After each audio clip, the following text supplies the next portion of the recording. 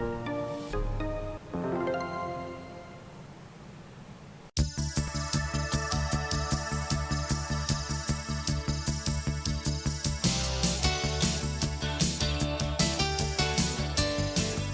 and welcome back to the Kupuna Connections television program.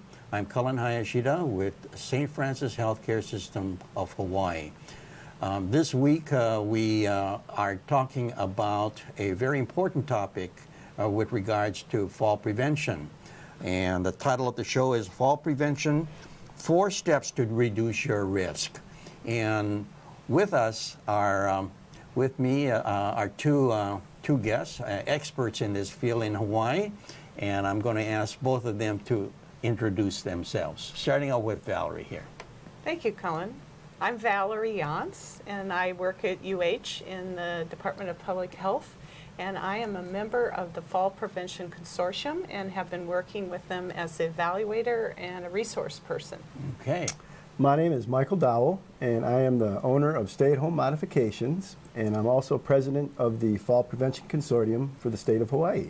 Okay, and this Fall Prevention Consortium is part of the Health Department, right? It is, yeah. That's right. Okay. Right. Program okay. put on by them. Great, great. Okay, so we are very much aware of the fact that, you know, we've got a growing number of older adults, and fall is now becoming almost an epidemic of sorts, right? Yes. And possibly a preventable epidemic. Absolutely. And let's say can you share some things about, you know, what's this all about as far as numbers and prevalence and that sort of thing? Sure, I'd be happy to. And I think we've got a slide yes. a picture that so we might be able to I'm share. going to just point out some things on this slide for you. More than a third of the elder, 65 or older, are known to have a fall annually. So 1 out of 3, and then if you get up to the age of 85, you're even at a higher risk. It could be nearly half of the elders can fall annually, which we don't want. And then after you fall, 50% of them become repeaters, and 2/3 of them can be within 6 months. So we start to see a trend when you fall.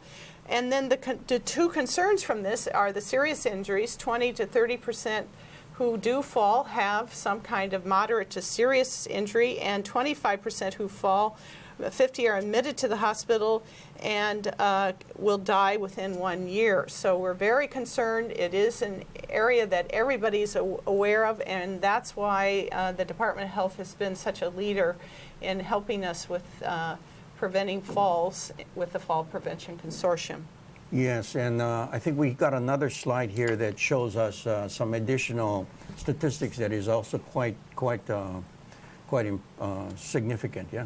Well, it's certainly the leading cause of death. You can see other causes in elders 65 or older, and we've all been collecting this data. So we really want our state to do well. We've had some wonderful success with our fall prevention campaign, and we'd really like to get those numbers down, as you see in that first bar on this slide. Yes, and I think most people, you know, if you talk to older adults and you ask them how many of you know of somebody who have fallen, you invariably will have some yes. people that will yes. raise their hands up. So this is something that's significant. I'm glad that you brought along with you a video that I think we can share with the audience, with our viewers, and perhaps we can just do a quick view of what this video is all about.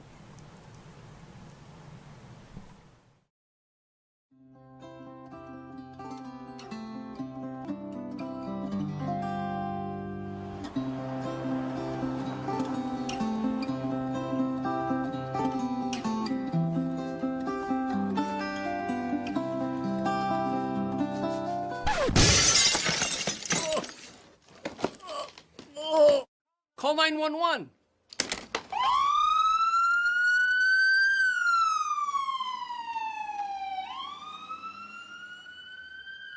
Aloha. Every hour, 24 hours a day, 7 days a week, a senior, like you and I, is transported by an ambulance to a hospital because of a fall injury. Many never get to go home or regain full independence. You can prevent falls and stay independent by taking simple precautions. To avoid the fall you just witnessed, just be aware and always look where you walk. Be careful all the time, especially in your own home. To repeat, every hour, 24 hours a day, 7 days a week, a senior fall injury is transported to an emergency room. That's over 8,700 per year in Hawaii.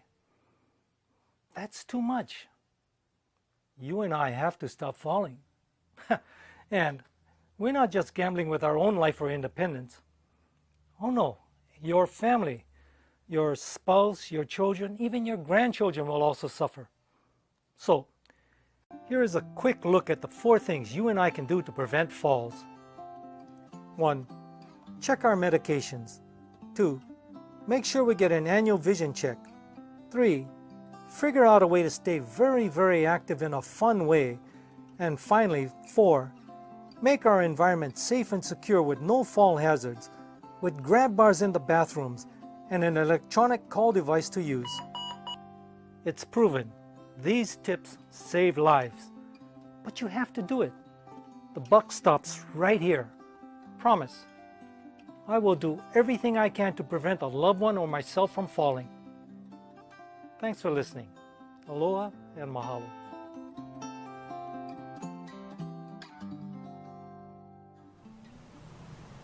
Great. This is a wonderful short video with regards to fall prevention that was prepared by the Fall Prevention Consortium. So great job, and I think we need to get the message out to more and more people. And you can see the whole video online too at the Department of Health, and we'll show you more about that at the end. Right, okay.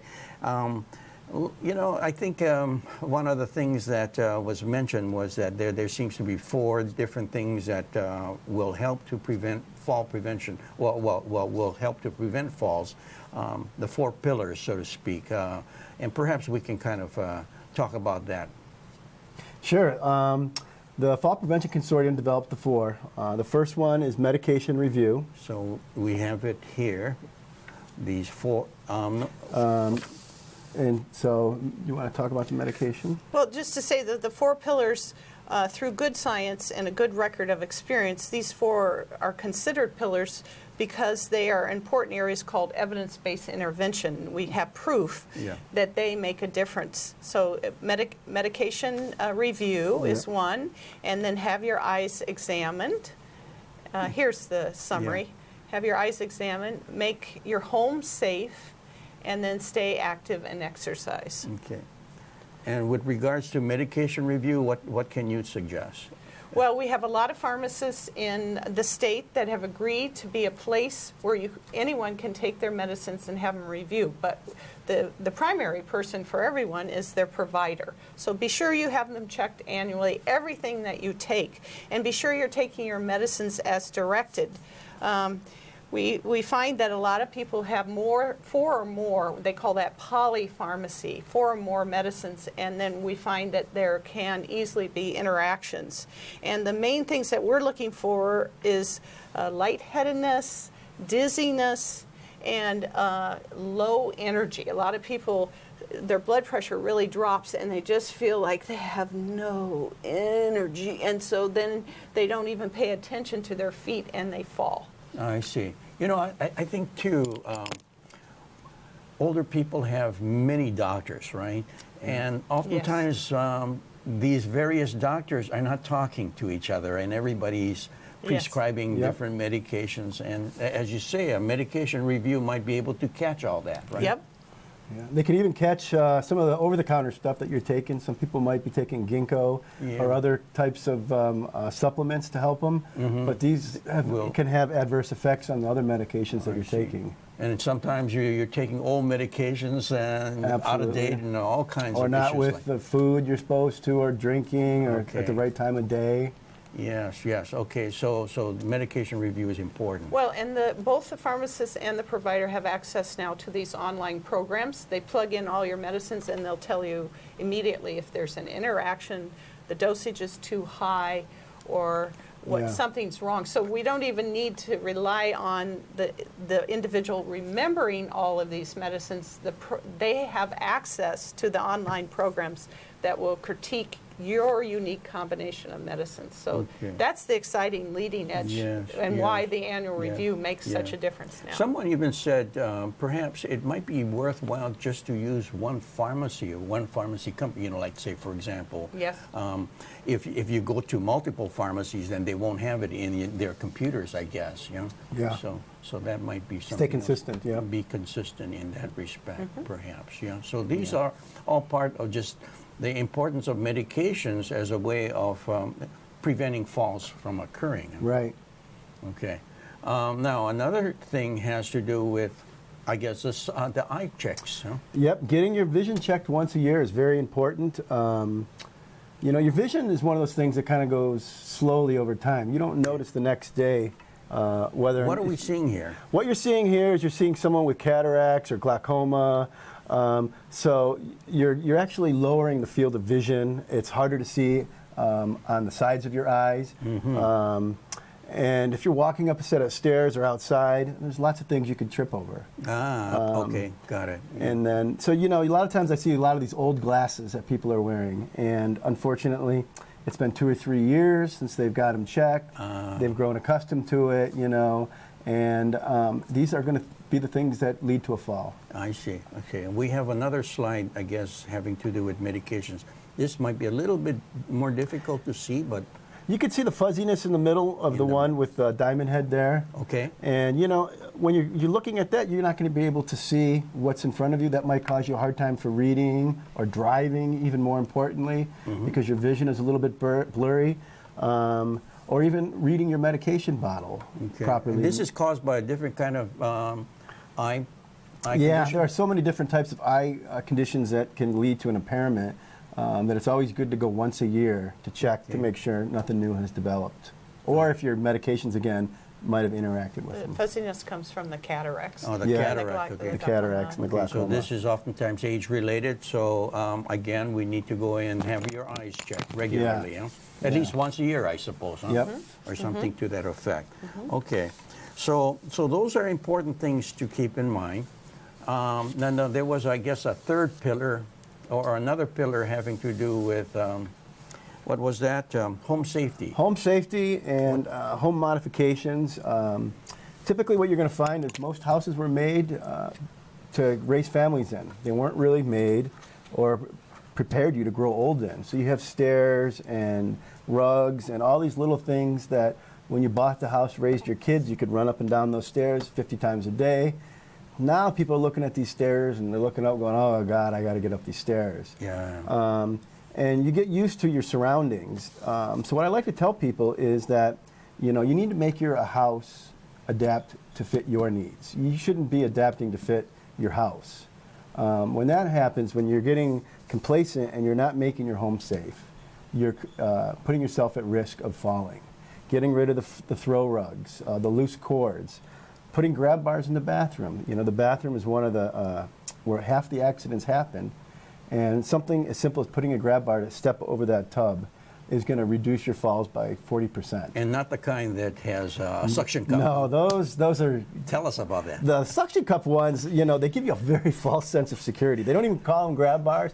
What they're calling them is assist device or balance devices. Balance device. But unless you have that on perfectly, and even then they can still pop off when you need it the most, when you're putting that pressure on it, when you slip. And that's A little bit of sub goes in between. That's it. And it's like most bathrooms I go into, who keeps them so clean that you can have them mounted on securely enough? So we always tell people, get them mounted in there. Grab bars come in every kind of design to fit every kind of decor. There's no reason for it. Other little things, night lights, and then handrails. Handrails should be installed on both sides of the stairs. Some people are stronger in one arm than the other. You're carrying a package going up, but you're carrying that same package coming the other way. Yeah. You really want to make sure you're holding on to it with your strong arm. And sometimes people, with local families, you got a lot of slippers around. A lot of slippers. I see that all too often. And what we recommend is doing a home safety assessment, where somebody like myself or somebody else will come in and go through the home and point out all of the trip hazards. Maybe you need some brighter light bulbs. Get rid of the rugs, the throw rugs. That's one of the big things I see. You get new carpet, and they cut them up to put those little squares in, and then they start folding up, and they're trip hazards. Now, we've got some slides here that you brought along. Yes. That I think we could share, and you can explain Yep. what we're looking at. And this is a threshold ramp. This is just going to help you get in and out of the house if you're using a walker or a wheelchair. It just keeps you from having to put all that pressure behind you or having to lift it up too high. Yeah. And Well, it's very you simple. could trip because a lot of times older people will drag or shuffle. They shuffle, absolutely. That's a big one. Yeah. Okay. So that's one important thing. And And what's this is a walk-in shower. This is a newer remodel, but you can see you have grab bars on all sides. You have a shower bench there and a handheld shower, so that when you're sitting down, the water's not always coming straight forwards. But this is very accessible. Anybody could use this bathroom, whether you're in a wheelchair or helping somebody that's disabled. And so I guess the water sort of just drains towards, even though it's flat, it's really draining Yeah. to the. Yeah. Okay, I see. And then here, Handrails, even if it's just one 6-inch step column, Yeah. there is that pivot point where you've got to use your balance. And if it's 6-inch or one step, it's always important to grab onto something. something, yeah. Yeah. Absolutely. Okay, that's a good one. Okay. And then- those are so aesthetic. I like those. Yeah, very nice. Yeah. Very nicely designed. So home safety, there's all sorts of aspects to this. There is, and that's why I always recommend having somebody that's been accredited to do a home safety assessment. They're going to see more than your handyman. They're going to see more than maybe a therapist or somebody. It's always looking for those little areas that people might Like overlook. lighting? Night lights, Hawaii never has a plug in the hallway. And that's probably one of the most important places to have a night light in case the power goes out. And they have lots of different options available today to help with that. Without the plug. that you Without the can plug, just battery pop up. operated, that'll last for a year, motion activated, LED, so they're very efficient, and they're timer based, so they only come on for a brief period of time. But they go a long way at the middle of the night. You're not clicking on the big light or fumbling for a switch. Right. Yeah. Yeah. Okay. And people do get up in the middle of the night to go to the bathroom. Half of the falls happen at people's homes, inside the house. Inside the house. Yeah. Okay. Now, another pillar that was referenced had to do with staying active and exercising. What can you see about that? Well, I'd like to start out with that. Any exercise will help strengthen your legs and joints. The number one that we're really promoting with older adults is Tai Chi. It's found to be, quote, evidence-based again. And so there are right now about 30 classes around the island that are offering Tai Chi classes. And we're getting more and more seniors because of the Tai Chi movement and learning that balance. But I'm a jogger in the morning, so we really like to see walking and jogging. Of course, that strengthens your legs. And then I used to be involved in senior centers where they do chair or seated exercises. Yep. Those work that You strengthen. can do them at home. You don't have to go out. And I just found out in Kauai they've started a Nordic walking program where they're using the poles and they're really swinging their arms. Are they? Is that stationary within? No, they're or do doing they, on paths in groups. Oh, is that right? But they use the poles together, and then they really watch out for each other. Then yours and my favorite is swimming, because it's so good on the joints, and you get to do that rotation without so much discomfort because the water's supporting it. So Yeah. swimming's a big one. Except the cold. Yeah, it has been And- cold. And then at the senior center that I worked with at Kokoa Kalihi Valley, they love to dance. So the electric slide and polka. So dancing with two people can hold each other, and Yep. they get that strength in their leg, but they're safer together. So those are some of them. It's endless. Any exercise is good because it gives you that rest, and it teaches you how to shift between your legs and your whole body's center of gravity, so that you keep your balance. You keep practicing good balance. And I guess the key is to find something that you like to do. Huh? Yes. Yeah. Anything, Yes. gardening, walking. Right. Some people just don't want to do. I mean, you go into Tennis. maybe tennis, and you say, "No, that's not me," Right. and then you give up. But that's the way to do this. Yeah. Nope. You have to find what interests you, I guess. Yeah. The Tai Chi, walking are some of the top two because they are so amenable to a lot of people. What is it about Tai Chi that is It's so the important? shifting of the balance between the legs that strengthen those little muscles down by the ankles. And so then you really are mindful of your balance. So the key, one of the keys that Mike and I have talked about many times is that mindfulness. You can be one of the most fit people, but you can turn around too quickly and fall, even though you have very strong legs. So that Tai Chi really teaches you the mindfulness in moving each step because you slow it down. You know, oftentimes when we think about exercise, we're thinking about the cardio, or we're thinking about building body, you know, muscle mass, but not balance as exercise per se. But it is, huh? Yeah. It is. It's just getting that movement, getting the blood flowing, and you know, not staying stationary. You know, Val and I were talking earlier about what happens when you become immobile and stationary, and how it affects your life. You know. Well, it will change the quality because the minute that you lose your mobility, I'm a gerontological nurse, we consider you homebound, and then your whole world will change. Yeah. You will not have access to the refrigerator so well, you will not be able to shop anymore, you're dependent on people. So we know a lot of people love their independence.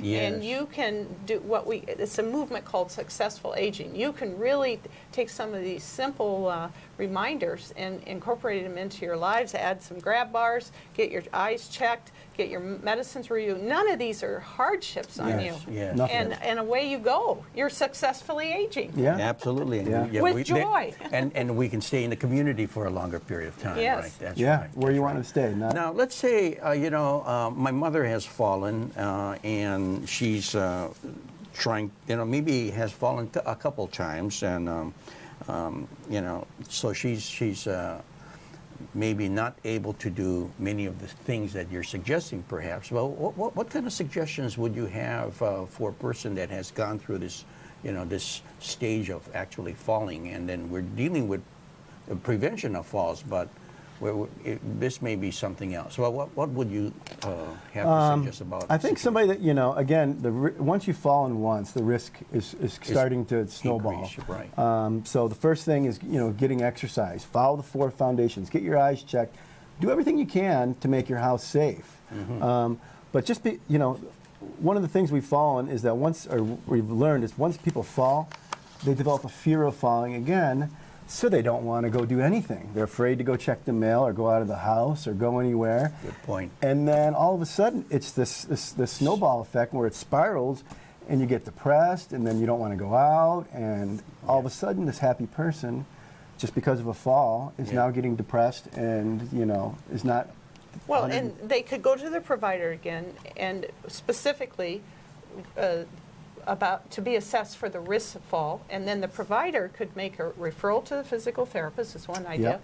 The other area is the medical alert system. You saw that in the video. I know this is an area of your expertise, Colin, and you can add something about this. But that helps because as soon as they've fallen once, then they're at risk, and we do want to do the safeguard. And then they may not be as strong to do the exercise, but there are many things they can do. And one is to start having this conversation with their provider and their family members. Yes. And put everybody on alert. Yeah. If they made it through without a serious injury, let's see if we can help them successfully age. Yeah. And I think, this point about having this fear of falling is a real one. And Yes. you don't want to have somebody just sitting in their lazy boy all day long. And it's not just the person that falls. It's think about the siblings and the caregivers and your sons and daughters that are worried about you falling when you're not at home. Right. Having something like a device that can that they know is going to be used when they fall really gives the family members a peace of mind that you can't get anywhere else. Right. Okay.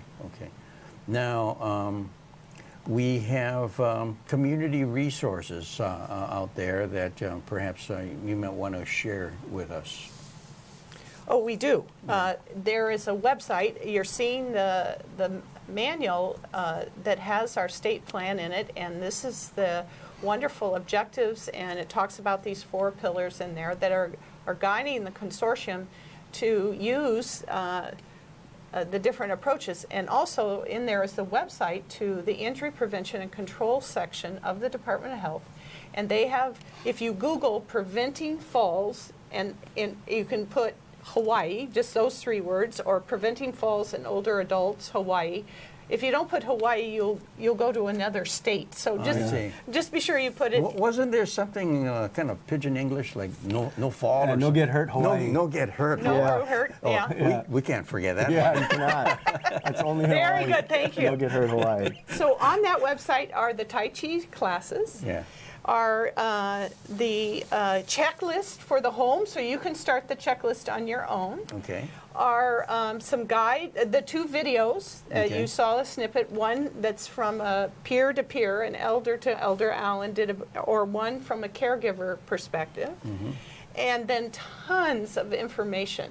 And you just have all these clicks and you can go through, and the contact number. So we do want to mention our wonderful leader, Stan Michaels. He is the Senior Fall Prevention Specialist that works at the Department of Health under Injury Prevention and Control section. Okay. And it's his number that you're seeing. Okay, here we have this phone number right there. Yeah. This is his phone number. I called him up because he had to go on a trip. That's why Mike and I are here. We're being the good soldiers for the consortium. And I said, Mike, do you really feel, Stan, do you really feel all of these calls? He said, oh, yes. So they ran that same 4 pillars on the bus. They do that every summer, and he had 81 calls from the bus. Wow. And I said, so what happened? He said, most of them were referrals, and about 4 or 5 of them, I really had to talk them through what's going on and getting them with the right immediate service. So that's an important number to remember. 733-9202. You would be talking to one of the nicest men, Stan Michaels. This is Mike, but his name is Stan Michaels. Okay, so I think, well, we're just about out of time right now, and we've covered a lot of ground. And what I wanted to ask each of you to do was to provide the viewers out there with one last tip. Valerie, if you can start. Oh, yes, and I wanted to be sure I didn't. So stay mobile. Okay. With good balance, be mindful and treasure your good mobility throughout your whole lifetime with healthy practices. All right. Good wow. exercise, vision, safe home, safe yard, and right balance of meds. Okay. And That's Mike, my And finally, I would say get your home assessed and make sure you're living in an environment that's safe, because if you fall, it affects everybody in your family. Everybody in the family. Good point. So this is a wonderful discussion on fall prevention, and it's an important part, to keep in mind so that we can remain healthy and engaged and independent, living in the community longer. So aloha, thank you again for watching Kupuna Connections from St. Francis Healthcare System of Hawaii. Aloha.